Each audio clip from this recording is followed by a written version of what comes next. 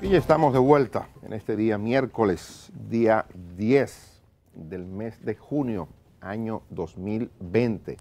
Tal y como habíamos anunciado, tenemos el placer de compartir esta mañana con Mario Núñez, que es el director nacional de elecciones de la Junta Central Electoral. Don Mario, buenos días, bienvenido. Buenos días, gracias. Usted tiene una tarea complicada ahora. Mario estaba en Nueva York acompañando al presidente de la Junta Central Electoral. Quisiera que nos cuente primero, porque la gente sabe que los aeropuertos están cerrados, que no hay vuelos. ¿Cómo es que ustedes lograron ese chance, hacer ese espacio para poder ir a Nueva York a hacer esa reunión que sostuvieron y a orientar a los dominicanos? Cuéntenos un poco sobre cómo se hizo y qué pasó allá. Muy bien, reiterando los buenos días, y la Junta agradece este espacio de interacción con toda la sociedad. Ciertamente se pudo hacer una gestión con el Grupo Popular, el Grupo Financiero Popular, y facilitaron a la Junta Central un avión privado, y nos desplazamos el lunes en horas de la mañana, a las 7 de la mañana, salimos hacia allá, llegamos en un vuelo de 4 horas, aterrizamos y de inmediato empezamos a hacer las coordinaciones de una reunión ya pautada con los partidos políticos acreditados ante la oficina de Nueva York.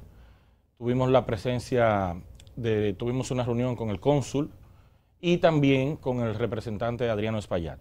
Entonces, fue una reunión de muy buenos términos, ya que hubo un espíritu común entre todos, y es el deseo de que las elecciones en el exterior se llevasen a cabo, y en la ciudad de Nueva York sobre todo, que es emblemático porque es la demarcación dentro de la circunscripción 1, es la oficina, nuestra OCLE, con mayor volumen de trabajo. Pensar que tenemos más de 100 colegios electorales, 120 colegios electorales creados con respecto a la elección del 2016. En el pasado proceso nosotros abrimos 235 colegios electorales y ahora ya tenemos programada la apertura de 356 colegios electorales en la ciudad de Nueva York. En New Jersey también hubo un incremento importantísimo, que de unos 60 colegios, de unos 80 colegios ya caímos en unos 120 colegios electorales. O sea, el incremento de colegios en el exterior ha sido exponencial, sobre todo porque nuestro padrón ahora tiene unos 230,000 electores más que en el proceso anterior. En el caso, perdón, específico de Nueva York, donde, como usted bien dice, y todos sabemos, hay la mayor cantidad de ciudadanos dominicanos que están en el exterior, ¿cómo están ustedes con respecto al personal que va a trabajar en los colegios? ¿Cómo están ustedes con respecto a la ubicación de los colegios y a la información para que la gente sepa a dónde va a acudir a votar? Mire, yendo de atrás para adelante en su intervención, en su pregunta, nosotros estamos tomando como referencia la misma base electoral del 2016. Es decir, en principio, partiendo del zip code del elector que aportó el elector al momento de empadronarse, va a votar en un recinto próximo a su zip code y será el mismo del proceso anterior. En ese orden, nosotros vamos a habilitar... ¿El mismo recinto, discúlpenme? Sí, en principio solo hay una diferencia de 6 recintos con respecto a las elecciones pasadas. Nosotros vamos a tener disponibles 69 recintos en la ciudad de Nueva York. ¿Qué serán? ¿Escuelas? Escuelas, hay algunos locales privados que han podido ser gestionados, y ahí entra en juego de manera muy preponderante los trabajos que han hecho tanto desde la oficina del cónsul, el congresista señor Espaillat, la oficina nuestra, la OCLE, y los delegados de los partidos políticos. Podemos decir... Ellos han hecho empeño para que eso sea posible. Sí. ¿Cerraron los contratos con los recintos que van a utilizar? Justamente estamos en ese proceso ahora. ¿Compraron los seguros? Justamente estamos en ese proceso ahora, porque como decimos en la Junta, el proceso está atado a la tierra. Primero había que gestionar esos recintos para nosotros poderle decir al electorado dónde va a votar. Y ya eso se consiguió. De hecho, hubo una excepción en este proceso electoral, y es que las escuelas, por lo regular, dan un permiso individual. En este caso se consiguió con la ciudad de Nueva York que fuese un permiso común para todos los recintos. Con el director escolar de la ciudad. Exactamente. Se consiguió esa facilidad, y podemos ya hablar hoy de esos 356 colegios en 69 recintos. Respecto del personal, nosotros vamos a necesitar unas 1.780 personas para integrar esos 356 colegios, y de ellos ya nosotros tenemos más de 2.000 captadas. O sea, en nuestra base de datos, la ciudad de Nueva York tiene más de 2.000 personas registradas que tienen deseo de participar en el proceso. Justamente ayer iniciaron los talleres de capacitación a esas personas para poder contar con un equipo ya bien formado en el exterior. Se supone que allá el proceso sea un poco más, vamos a decirlo así, menos complejo que el proceso local. Allá en el exterior, tanto en los Estados Unidos, las islas del Caribe, Centro, Suramérica, como en Europa, porque no podemos olvidar que también tenemos voto en el exterior en Europa, y ahí también hay un crecimiento exponencial, tanto en Madrid, Barcelona, Milano, ha crecido nuestro padrón. Pues nosotros, allá en el exterior, se supone que el proceso sea más sencillo, porque contaremos solo con 2 boletas electorales. Una del nivel presidencial, que está identificada en el extremo superior derecho, si estamos frente a la boleta, aquí el extremo superior izquierdo. La boleta presidencial está identificada con la letra P.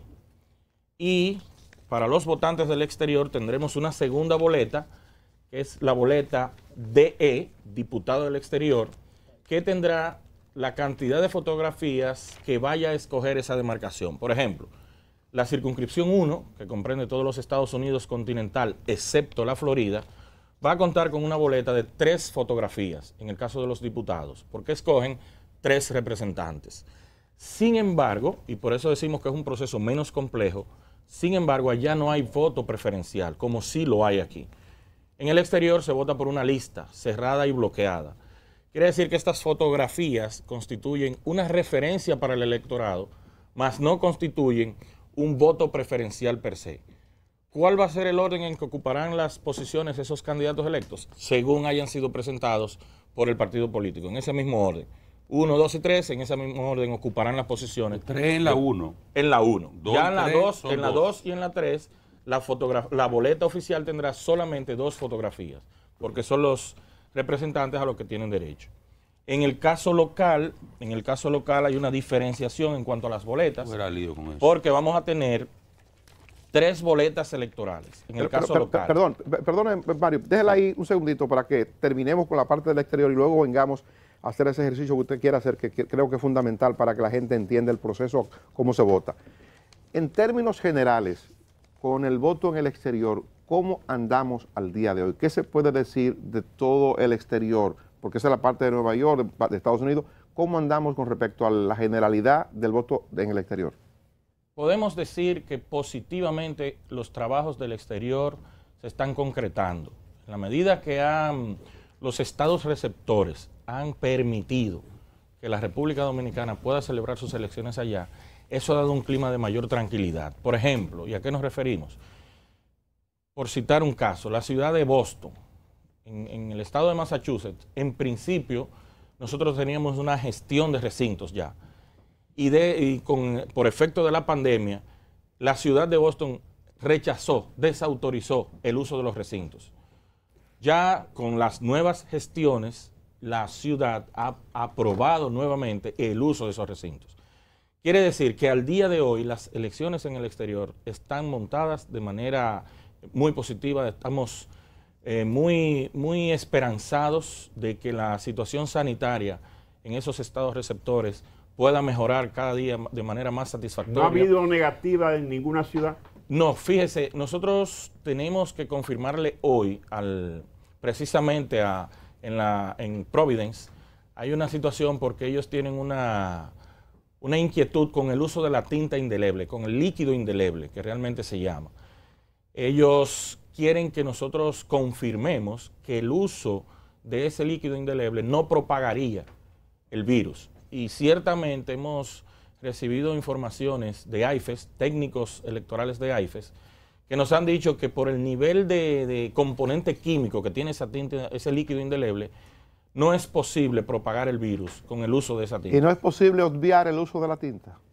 Bueno, eso no ha sido altamente discutido, debatido, o sea... Tendría que ser una resolución del Pleno. Tendría que intervenir necesariamente una resolución porque el entintado es un asunto de ley. Está contenido en la ley de manera muy específica La ley incluso señala cuál es el dedo que debe entintarse. O sea que nosotros tenemos que cumplir con esa disposición legal. Mario, mire, la parte del... Bueno, déjenme brindarle una tacita de café Santo Domingo antes. Si antes se vaya al exterior, me gustaría... No, yo sigo en el exterior todavía.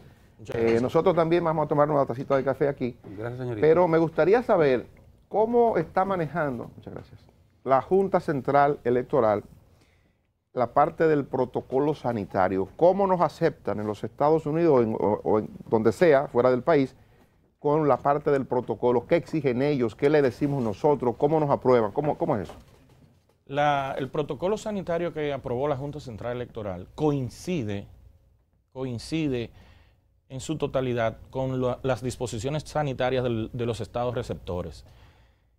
En Europa fue que se hizo un señalamiento de de tener una protección adicional, más que la mascarilla. Parece como un antifaz. Algo exactamente, así. Una máscara, una careta plástica. Solo en ese caso se presentó que adicionalmente se incorporara algún tipo de protección de ese tipo.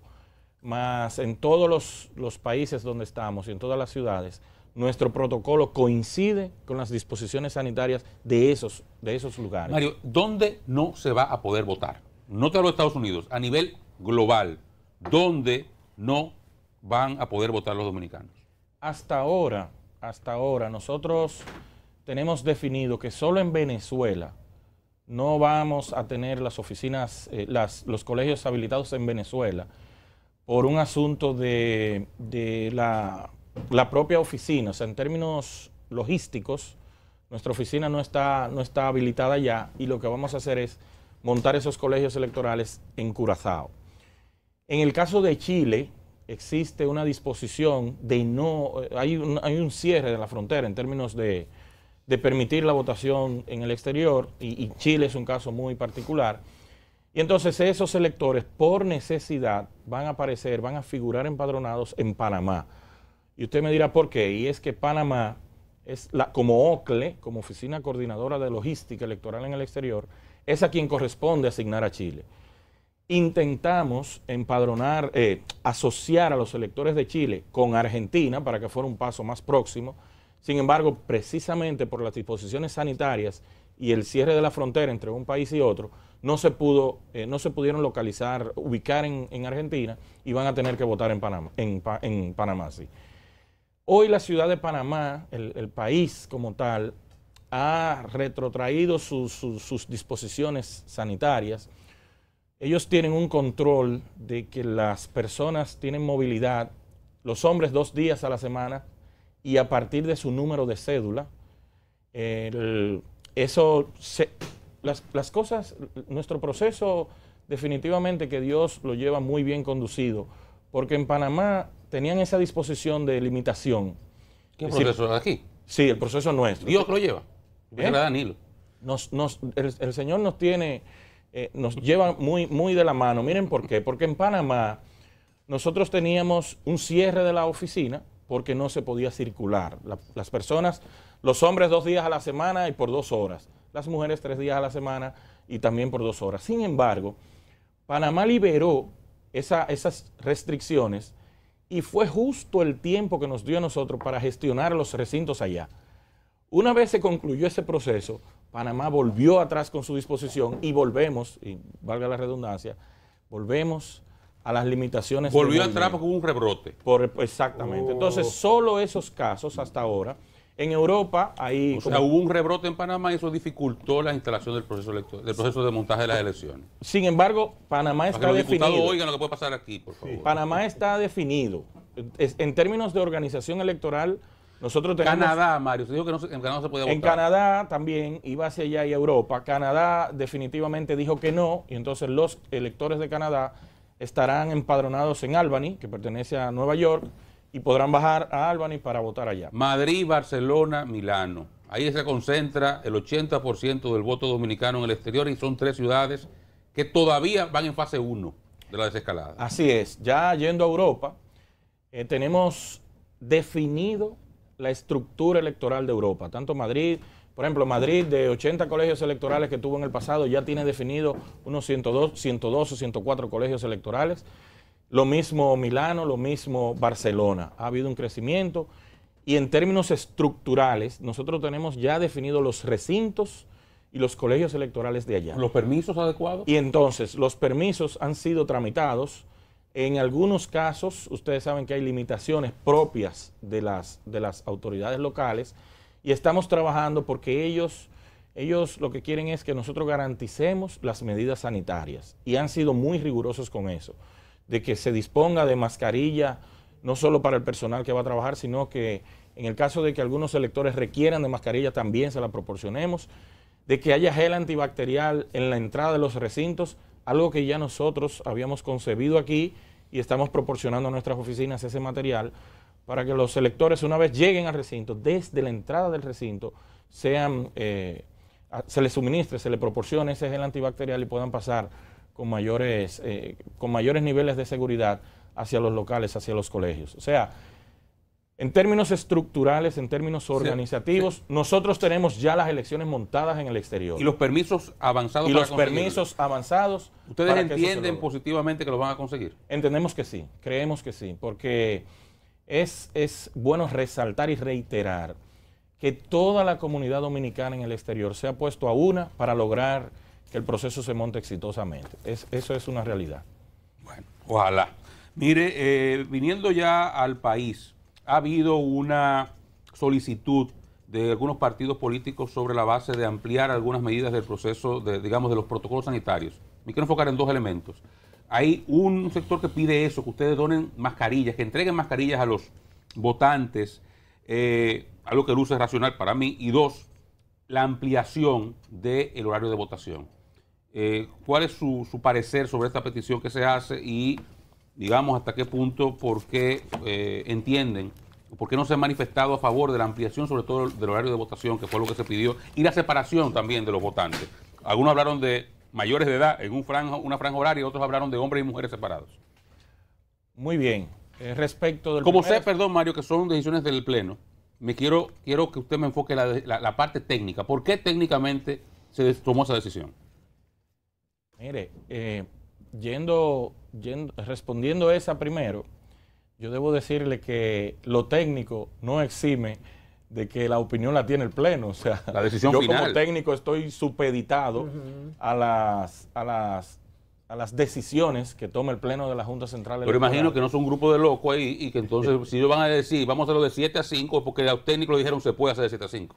Fíjese, en términos técnicos, nosotros debemos señalar, y esto no es fijar una posición por el Pleno de la Junta Central Electoral, y eso yo quisiera que ustedes y la ciudadanía entiendan. Nosotros no estamos fijando una posición porque el Pleno está apoderado de ese tema y nosotros no debemos responder en ese sentido.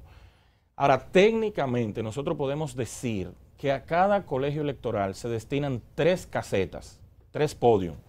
Es decir, que si un colegio electoral tiene un tope de 600 electores, como es lo que indica la ley, que ese sea el máximo, nosotros estaríamos dividiendo la afluencia de electores en 3 votantes de manera simultánea. Quiere decir que un colegio de 600, si llegaran los 600 a votar a la misma vez, nosotros estaríamos habilitando 3 casetas de manera simultánea y ese colegio de 600 se distribuiría en 3 filas de 200, o sea, lo interno. Imaginemos que todos concurren a la misma vez, estarían votando 3 personas de manera permanente. Si eso es así y usted se mantiene ese flujo, eso quiere decir que técnicamente el tiempo nos da para esa votación. Y mire, más que fijar una posición... Técnicamente es posible que sea de 7 a 5. Y más que fijar una posición, aquí lo importante es, lo importante es aquí decirle a la población, decirle a la ciudadanía, solicitarle que acuda a votar temprano.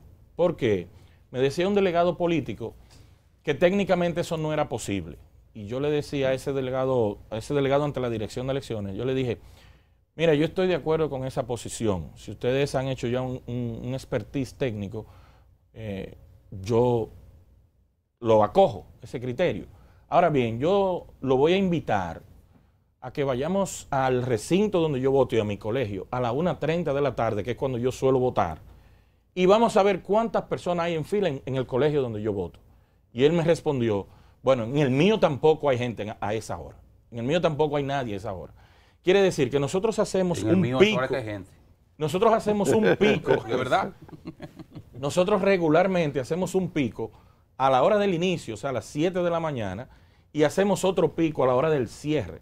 Sin embargo, entre las 12 del mediodía y las 3 de la tarde, si ustedes hacen la gente está manchando. Sí. Se encuentran con que muchos recintos de votación están trabajando de manera holgada. Entonces, respecto del uso de la mascarilla, recuerden que hay una disposición del Poder Ejecutivo y una disposición sanitaria oficial de que todos debemos salir de nuestros hogares con mascarilla, provisto de mascarillas. Quiere eso decir que en principio todo elector que acude a un recinto de votación se supone que habrá de llegar con su mascarilla. Ahora, nosotros, para cada colegio electoral, estamos proporcionando mascarillas para los miembros del colegio, para los delegados, y habrá un excedente para aquellos electores que requieran. Sin embargo, debemos señalar que nosotros no tenemos una cobertura de los 7.9 millones de electores que tenemos en el padrón. Esas mascarillas tienen que tener más de una, ¿eh? Sí, así es. La gente hablando el día entero ahí con eso en la boca, se dañan a 3-4 horas. Nosotros tenemos para cada colegio electoral, para cada miembro del colegio y delegados acreditados ante ese colegio, tenemos por lo menos 2 mascarillas y 2 pares de guantes, por lo menos, para que se pueda garantizar. Además, en cada colegio tendremos un gel desinfectante para de manera individual para cada colegio, y también tendremos medidas desinfectantes en la entrada del recinto. ¿Se podrá entrar al recinto sin mascarilla? No, debe entrarse con la mascarilla. O sea, entonces la mascarilla de ustedes tiene que estar afuera para que el elector que no la tenga se la puedan proveer. Sí. Usted sabe que nosotros tenemos la figura del facilitador de recinto y también tenemos la figura del segundo vocal por cada colegio electoral, y de manera muy especial en estas elecciones sobre todo, el rol de esos 2 funcionarios del colegio y del recinto tendrán un papel mucho más trascendental, porque nosotros debemos hacer una combinación de espacio y tiempo, ya que la aglomeración de personas en las puertas de los colegios, eso va a estar muy restringido. Nosotros, según el protocolo sanitario, debemos estar a un espacio de por lo menos 2 metros entre un elector y otro.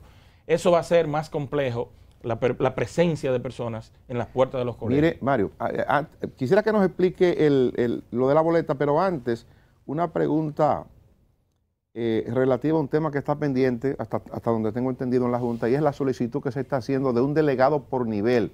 Parece que el grupo de personas que habrá en el colegio será un grupo muy numeroso a partir de lo que establece la propia ley, que habla de un delegado por nivel, y aquí estamos acudiendo a un proceso electoral con 3 niveles de elección.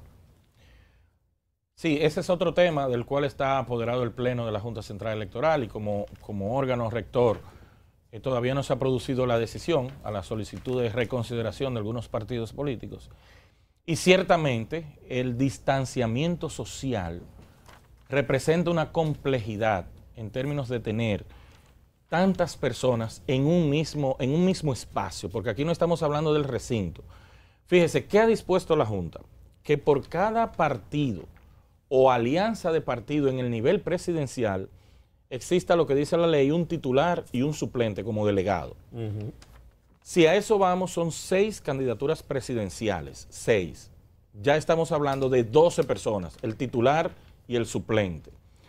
Si a esas 6 o 12 personas nosotros adicionamos los obligatorios 5 miembros que deben estar ahí, ya estamos hablando entonces de 11 titulares, y si adicionamos los 6 suplentes, entonces estamos hablando de 17 personas. ¿Y si le agrega la representación del representante del senador y del diputado? 17 personas solo tomando como referencia las candidaturas presidenciales. Si nosotros también incorporamos representantes del nivel senatorial, e imagínense que sean 6 también, ya estamos adicionando a esos 17, 23 personas. Y si en el nivel de diputaciones se adicionan 6 más como media, porque si usted... Eso es un número genérico, porque realmente cuando usted se va a cada demarcación, usted se va a dar cuenta que las alianzas del nivel presidencial varían con respecto al nivel senatorial y varían mucho más con respecto al nivel de las diputaciones. O sea, en las diputaciones hay una atomización mayor en términos de la participación política. Son más los partidos que van solos en las diputaciones que los que van solos en la presidencial o senatorial. Entonces, nosotros ahí hacemos un llamado apelamos a la comprensión en ese sentido, porque realmente seríamos muchos en un colegio electoral. Antes de que se nos vaya, ¿cómo es para ilustración de nosotros, para ilustración del elector, para ilustración del público que nos está viendo en este momento, cómo es que se va a votar en la parte ya de senadores y diputados y cómo se va a calcular el voto del diputado? Hay una modalidad distinta. Así es. Ya se estableció que en la parte de la diputación es un nivel. ¿Cómo se hace? Así es. Bueno, aquí en el país nosotros vamos a tener 3 boletas. Vamos a usar 3 boletas. La del nivel presidencial, claro está, y fíjense que entre una y otra hay una marcada diferenciación.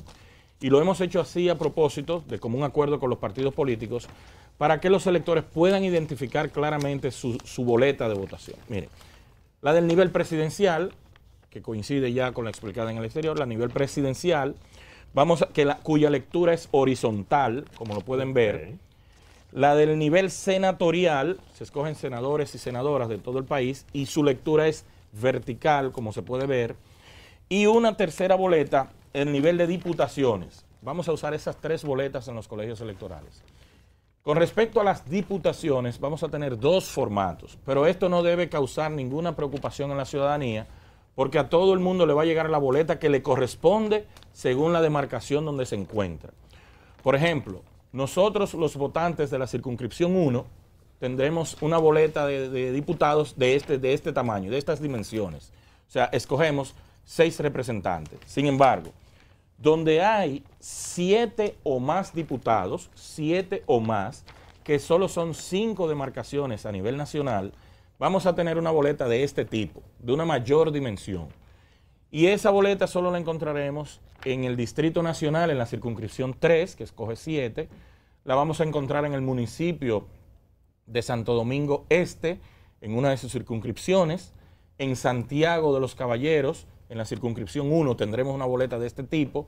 En Santo Domingo, en la circunscripción 6 de la provincia de Santo Domingo, en la circunscripción 5 también. Solo en esas 5 demarcaciones tendremos esta boleta.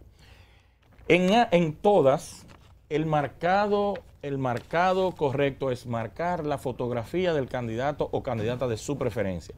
Uno solo, un solo marcado. Muchos electores entienden que marcando 3 o 4 partidos aliados, con eso van a tener mayor votación. Y no es así. Es un solo marcado. Y en el caso de los diputados, de manera muy particular, los diputados, una sola fotografía dentro del recuadro del partido de su preferencia. ¿Cómo van a ser escogidos esos diputados? A partir de la sumatoria total de este nivel, se va a aplicar el método de Hond para determinar cuántos escaños gana cada partido. Y una vez dentro de esos partidos, teniendo la información de cuántos escaños obtuvo, entonces los candidatos o candidatas más votados por el voto preferencial ocuparán esas posiciones. Correcto. Muy claro. Agradecemos su participación, Mario. Muchas Mucho gracias. éxito y estaremos pendientes de seguir informando a la población sobre estos procesos para que la gente comprenda y no cometa errores al momento de votar el próximo 5 de julio o el próximo 26 de julio, dependiendo de lo que decida la población. Vamos a publicidad. En breve estaremos conversando con Guillermo Moreno, candidato presidencial de Alianza País.